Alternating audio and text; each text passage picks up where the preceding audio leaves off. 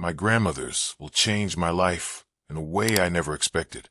While my cousins divided an $8.5 million estate in New York, I was handed nothing but a tattered, outdated coat. They laughed at me in that lawyer's office. Daniel leaned back in his chair and smirked, asking if I planned to pawn it for lunch money. Lila whispered just loud enough for everyone to hear, saying it was fitting for someone who always lived like a drifter. I held the coat in my hands, trying to hide the humiliation burning inside me. Every eye in the room was on me, waiting to see if I would break. My Uncle Vincent gave me that cold little smile of his, the kind that always carried the message that I didn't belong. For a second, I considered throwing the coat in the trash on my way out of the building, but something stopped me. Something about the way my grandmother's hand had folded the fabric, as though it wasn't just a coat, but a message she wanted only me to find. When I got home and ran my fingers along the lining, I felt it. A hard ridge, out of place, hidden beneath the stitches. I grabbed a pair of scissors and sliced it open. A small sealed envelope slipped onto the floor. My chest tightened. I opened it, and when I read the words inside, my hand started to shake so badly I nearly dropped the letter. When I walked out of that Manhattan office, clutching the worn coat, it felt as though every ounce of dignity had been stripped from me. The polished marble floors, the golden light streaming from chandeliers, and the smell of expensive cologne lingering in the air all belonged to the world of my cousins.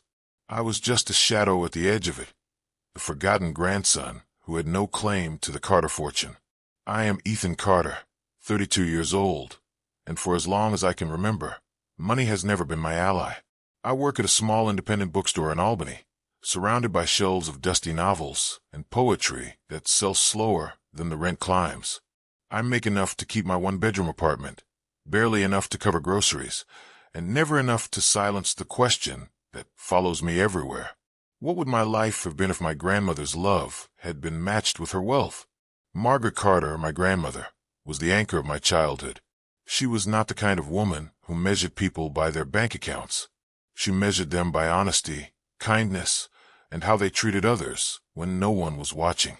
After my mother, Eleanor, passed away when I was just 10 years old, it was Margaret who kept me afloat. She brought me into her kitchen, taught me to stir soup while telling stories about her own childhood during the Great Depression, and reminded me that strength is not about loudness, but about quiet persistence. My Uncle Vincent never saw me that way. He saw me as a burden. He married into the family after my mother's death, and from the moment he arrived, he treated me as though I had trespassed into a life that did not belong to me. Vincent was sharp in his business dealings, ruthless in his judgments, and determined to mold his children into the same. His son, Daniel, grew into arrogance with ease, and his daughter Lila sharpened her tongue into a weapon. The three of them lived in penthouses and wore tailored clothes, while I learned how to stretch a dollar at the grocery store. That day in the office, as the lawyer read the will, the gap between us felt wider than ever. The estate was valued at $8.5 million, split cleanly between Daniel and Lila. They exchanged glances of triumph, the kind of look people give when they believe they have won a race no one else could even enter. My name was mentioned once, attached not to stocks, property, or savings, but to an heirloom coat, described as though it were a consolation prize. When the coat was brought forward, wrapped in crisp white tissue paper, I already felt the sting. Daniel let out a short laugh, shaking his head. "All those years, and this is what you get," he said. His voice carried amusement, but beneath it was cruelty. Lila leaned in with a smirk, whispering just loud enough, "I guess charity cases don't need trust funds." My Uncle Vincent crossed his arms and watched me, silent but satisfied. He didn't need to mock me aloud. His silence was his way of stamping the moment into permanence. I wanted to speak, to tell them that I didn't need their money, that I had something more valuable, that my grandmother's love was worth more than any check. But the words died in my throat. I could feel heat crawling up my neck, humiliation pressing down on my chest until breathing became difficult. So I stood, thanked the lawyer with a voice that trembled despite my best effort, and walked out with the coat held tight against me. The city outside was alive with movement. Yellow cabs honked, Steam rose from the subway grates, and people in tailored jackets hurried past with phones pressed to their ears. I felt invisible among them, carrying what everyone in that office had treated as a worthless rag. The fabric was frayed at the cuffs, the seams worn thin, and one pocket had been patched so many times it looked like a quilt. Yet, when I held it close, I remembered winter nights when my grandmother draped it over my shoulders as I sat at her kitchen table with a bowl of soup. It smelled faintly of cedar, the way her house always did. I kept replaying her decision in my mind. Why would she give me nothing more than this coat? She knew the life I had. She knew how hard I worked just to scrape by.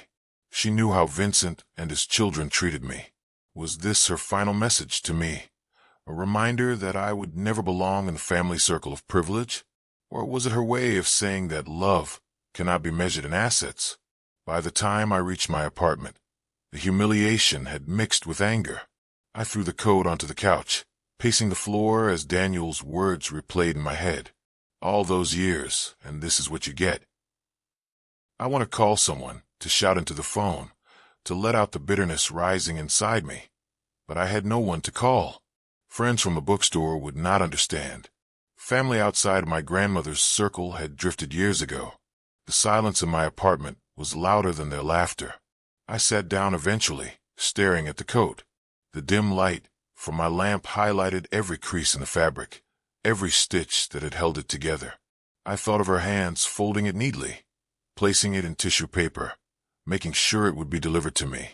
My chest tightened. Maybe she had wanted me to remember her, not with dollar signs, but with warmth, the way she had always been to me. Still, the sting of that office was too fresh. I reached for the coat, ready to toss it into the trash. That was when I felt it, something rigid hidden beneath the lining. My fingers traced the seam, and for the first time that day, hope sparked in the darkness. The rigid line beneath the coat's lining stayed in my mind the entire night. I had felt it clearly with my fingertips, but I had been too drained, too ashamed to cut it open right then. I lay awake on the old couch, staring at the ceiling, replaying the scene. The sound of their laughter clung to me like smoke. I imagined them celebrating at some rooftop bar, raising glasses of champagne, clinking their crystal flutes over the millions that had landed in their laps. Meanwhile, I sat alone with a second-hand lamp and peeling paint on my walls, holding a coat that seemed to announce my place in life. Forgotten, left behind, insignificant. By morning, humiliation had hardened into anger. I pulled on my jacket, shoved the old coat under my arm, and walked to the corner diner for breakfast. The bell jingled as I entered. I slid into a booth, the coat pressed against my side, like an unwanted reminder. The waitress, Nora, set down coffee without asking. She had seen me often enough to know I could not afford more than eggs and toast. She eyed the bundle beside me. "New coat?" she asked. I shook my head. "Old one. My grandmother's." Nora smiled faintly, unaware of the storm churning in me. "Then it's worth more than any new one," she said before moving on to the next table. Her words were meant kindly, but they stung. Worth more. To me, it felt like proof that I had been dismissed. To Daniel and Lila, it was the punchline to a private joke. My uncle's smirk haunted me most of all. He had planned this ending, had worked toward it, making sure I was always the outsider. Now he had succeeded. The conflict was not only with them, it was within me. A part of me wanted to cling to the coat as a relic of my grandmother's love. Another part wanted to burn it, to erase the humiliation it carried. I could not decide which voice was louder. After breakfast, I walked through the city with the coat folded in my arms. The autumn wind bit at my face as storefronts filled with suits I could never afford, couples dining at tables I would never sit at, and cars I could never dream of driving. Each window reflected me back at myself, a man in thrift store clothes carrying a relic from another life. As I reached the subway entrance, I stopped at a trash bin. I stood there staring at it, coat in hand. All I had to do was lift the lid and drop it inside. It would be over. I could go back to my bookstore job, bury the memory of the wool reading, and let the Carter family live in their world of penthouses and privilege. For a moment the idea felt freeing. Then my fingers brushed the lining again. That hard line beneath the stitches was unmistakable. It had not been there when my grandmother wore it around the house years ago. She had added something. Why? The thought caught hold of me like a hook. I pulled the coat back against my chest and descended into the subway instead. On the train ride back to Albany, I kept the coat across my lap. The car was crowded. Strangers pressed shoulder to shoulder, but all I could think about was that seam. I remember how my grandmother had folded it so carefully. She had not simply tossed it into a box. She had wrapped it in tissue, ensuring it would be delivered to me intact. My chest tightened with a new possibility. Maybe this was not rejection. Maybe it was something else. But doubt whispered too. What if it was nothing? What if it was only the uneven stitching of an old coat? If I cut it open and found scraps of paper or nothing at all, then the last shred of hope would vanish. I would have to accept what my family believed, that I was worth nothing. By the time I arrived back at my apartment, the debate inside me had reached a fever pitch.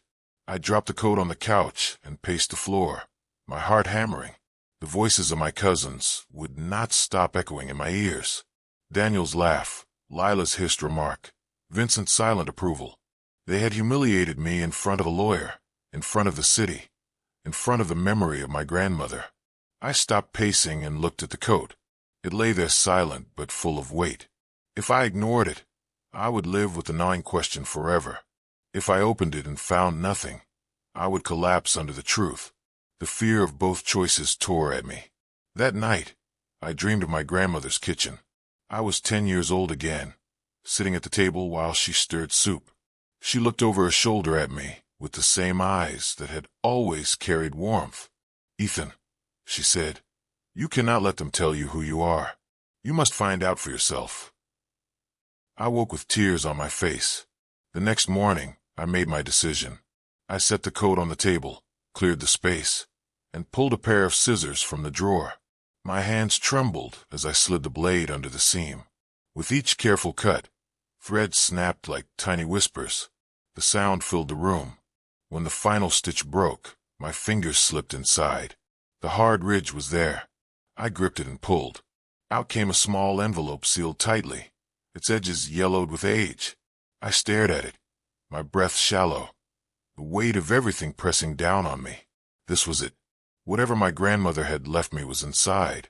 My humiliation, my doubt, all of it balanced on this one fragile piece of paper. The envelope sat in front of me, its edges frayed and its seal unbroken. I stared at it as though it were alive, waiting to see if I had the courage to face what it carried. My grandmother's handwriting stretched across the front, looping and uneven with age, but unmistakably hers. I had seen the handwriting on recipe cards, birthday notes, and the small reminders she used to stick on the refrigerator. Seeing it again now made my chest ache. I picked it up and held it in my hands. It was light, fragile, and yet it seemed to weigh more than the entire world.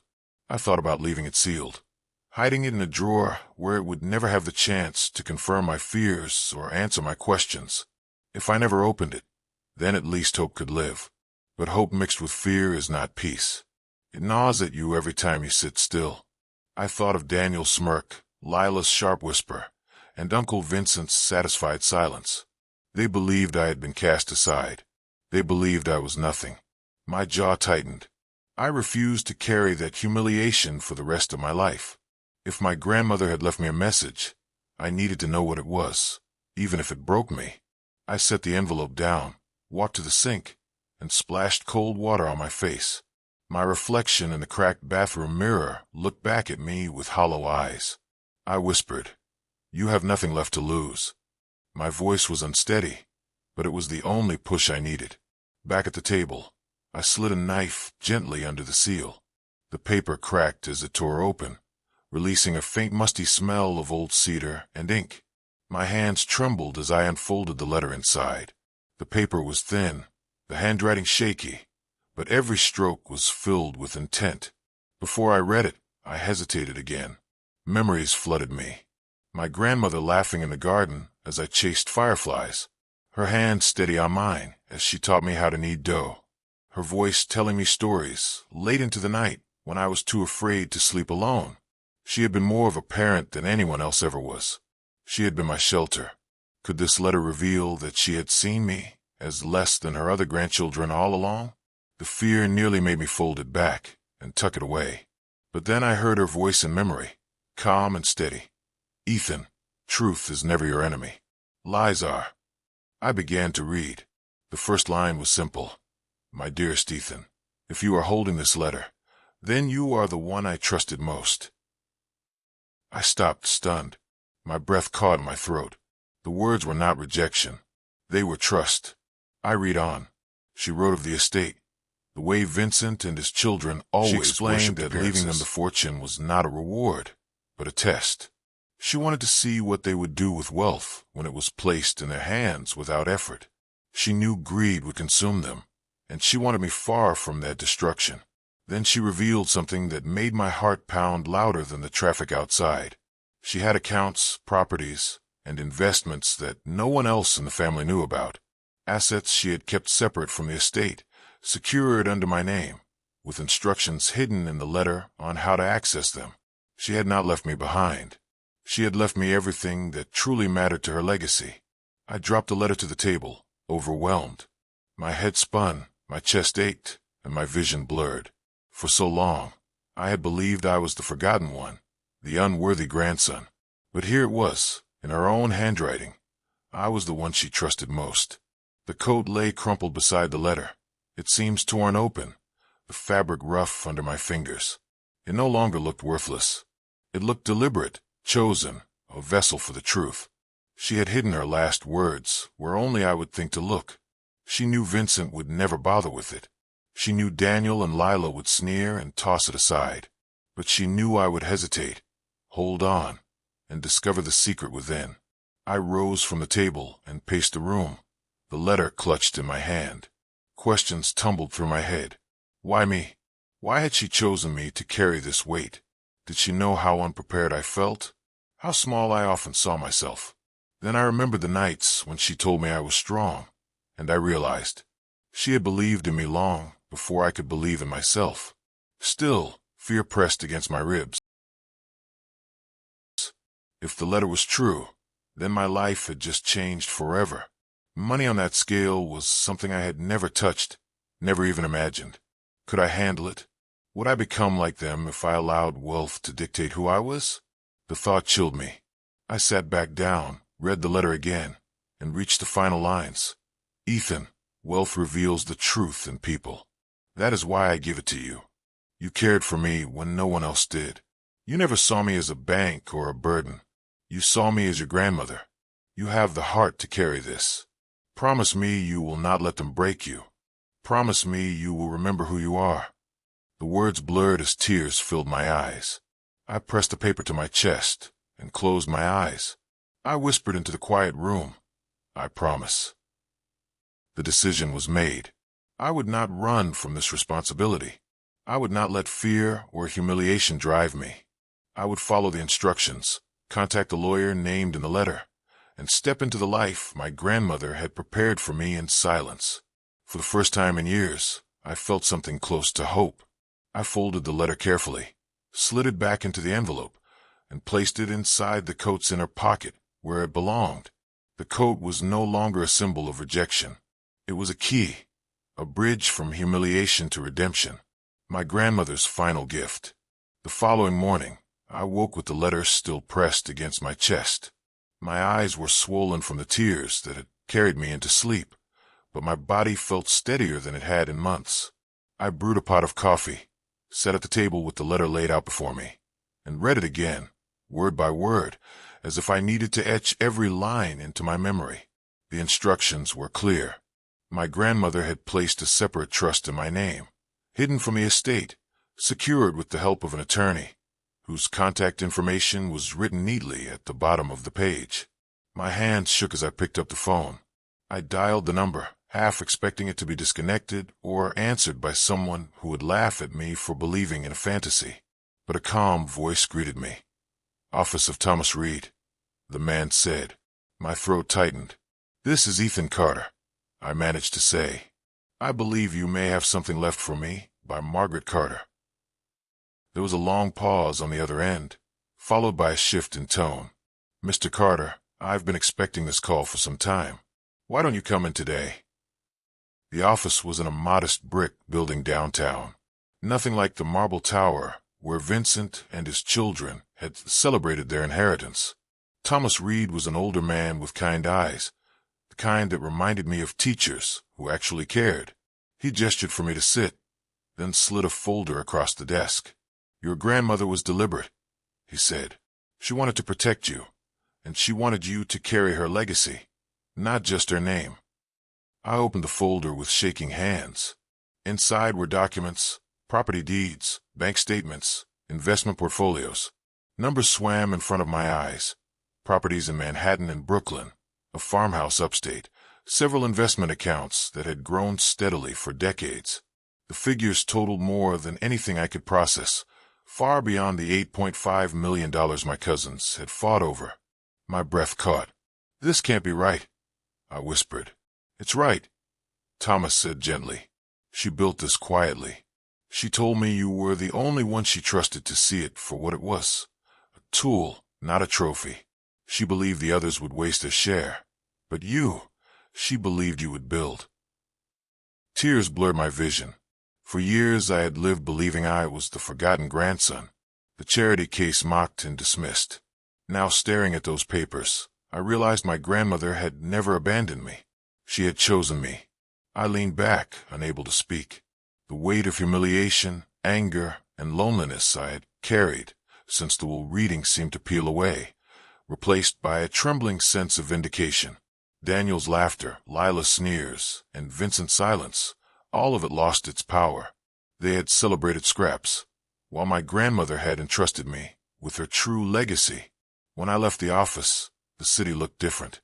The same honking taxis, the same rushing crowds, the same cold wind between buildings, but my chest no longer felt tight with shame. For the first time in years, I walked with my head high. Later that week, I saw them again. Daniel and Lila invited me to dinner, their invitation dripping with condescension. They chose a high-rise restaurant where the chandeliers glittered, and the waiters carried plates like works of art. They wanted to gloat again. I arrived wearing the same coat, now stitched carefully where I had cut it open, the envelope still resting inside the pocket like a heartbeat. Daniel leaned back in his chair when he saw me. "Still hanging on to that thing?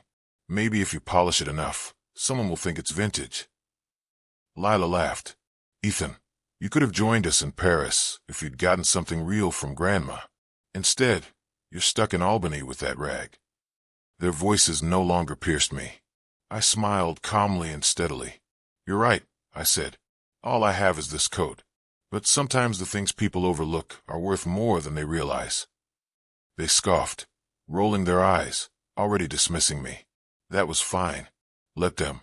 They didn't know what I carried in my pocket, and they never would. On the train home, I pulled the letter out and read it again. My grandmother's words steadied me. "You have the heart to carry this." The truth was, she had given me more than money. She had given me back my sense of worth. She had reminded me that the world does not decide who you are. The people who love you, who truly see you, are the ones who define your place. Back in my apartment, I hung the coat carefully in the closet. I touched the fabric one last time and whispered, "Thank you, Grandma." That night, I lay in bed wide awake, not from fear, but from possibility. My grandmother's trust meant I had the chance to shape a future that did not look like the cold arrogance of Vincent or the greedy laughter of Daniel and Lila. I had the chance to build something better, something lasting, something she would be proud of. The humiliation of that reading had nearly broken me, but it was the beginning of a truth I could never have imagined. In that cracked office, when the lawyer handed me a torn coat, while everyone else celebrated millions, I thought I had lost everything. Now I understood I had been given everything that mattered. The power of that realization swept through me like a tide. My grandmother had not left me behind. She had chosen me, and with that choice, she had given me the chance to rise above the people who tried to keep me small. The days that followed were unlike anything I had ever experienced. For the first time, I did not wake to the sound of my alarm, dreading another long day of shelving books while my paycheck slipped through my fingers before the month was over. Instead, I woke with a letter that gave me a new sense of purpose. My grandmother's words echoed in me every morning.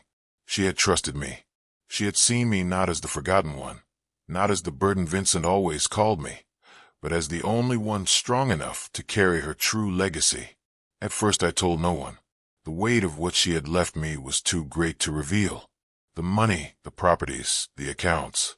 It was overwhelming. But even more overwhelming was the responsibility. I thought about my grandmother's kitchen and the way she taught me that strength was not measured by how much you had, but by how you treated others when you had it. I knew I could not let her down. Vincent, Daniel, and Lila continued flaunting their inheritance. They posted pictures online of trips to Paris, parties in penthouses, and shopping sprees with designer bags piled high. To them, the estate was proof of their worth, a trophy they could wave in the faces of others. Yet behind their polished smiles, I could already see the cracks. Daniel's arrogance grew louder. Lila's tone became more desperate, as if she feared losing her grip on the lifestyle she had been handed. Months later, I learned that their millions were shrinking fast. Investments were squandered on bad deals. Luxury became a hungry beast that devoured everything they owned. By the end of the year, they were still living in expensive apartments, but whispers of debt followed them. Then, one evening, as snow began to fall outside my apartment, I received a call. It was Lila. Her voice, usually sharp and confident, trembled. "Ethan," she said, "can we talk? Maybe over dinner." I could hear the strain she tried to hide. For years, she had mocked me, laughed at me, and treated me as if I were beneath her. Now she reached out, not with laughter, but with desperation. Daniel followed days later with a message full of forced friendliness, asking if I wanted to catch up. I knew what they wanted. They had begun to sense the truth. Somehow, they knew I was not struggling anymore. I met them once more, this time in the same restaurant where they had mocked me for wearing the coat. Daniel's suit looked sharper than ever, but his eyes darted nervously when he spoke. Lila kept her voice sweet, but her hands twisted the napkin in her lap. They tried to ask careful questions, circling the subject, probing without directly begging. I listened, calm and steady, sipping water as though I had all the time in the world. When the moment came, I leaned forward. "You mocked me when all I had was this coat. You laughed when I walked out of that office. And yet this coat carried something you could never buy. Her trust. I don't need to prove that to you, but I will never forget how you treated me when you thought I had nothing." They fell silent, their arrogance deflating like a balloon pricked with a pin. For once they had no words. I left them there, not with anger, but with clarity. I no longer needed their approval. I no longer carried their mockery like a wound. My grandmother had healed the moment she entrusted me with her secret. In the months that followed, I began to put her legacy to use. I restored the farmhouse she had left upstate, turning it into a community center for children who had grown up the way I had, lonely, overlooked, and uncertain of their worth. I funded scholarships for students who could not afford college, but had the determination to push forward. I built something that honored her, something that reflected the heart she had always given me. The coat still hangs in my closet. I do not wear it often, but sometimes on quiet nights I take it out, trace the stitches I cut open, and hold it close.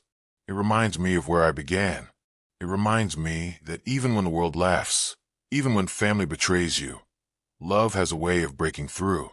The lesson my grandmother gave me is one I will carry forever. Money reveals who people are. Some will waste it, some will worship it, and a rare few will use it to build. She trusted me to be one of the few. As I sit here telling this story, I think back to that day in the lawyer's office when humiliation pressed me down and I believed I was nothing. If I had thrown the coat away, I would never have found the envelope. I would never have heard her last words. I would never have discovered that what seemed worthless was worth more than gold. To anyone listening who feels overlooked or dismissed, remember this. Value is not always visible on the surface. Sometimes it is hidden in the places others mock or ignore. Sometimes the smallest thing can hold the greatest gift. My grandmother's legacy was not only the wealth she hid in that coat. It was the reminder that I was never forgotten, never unworthy, and never powerless. That is the gift I carry now, and it is greater than any fortune. Thanks for listening. Sparkling hard if the story moved you. Share it with someone who needs it. Drop a comment with the part that hit you most, and don't forget to subscribe for more powerful stories. Fire.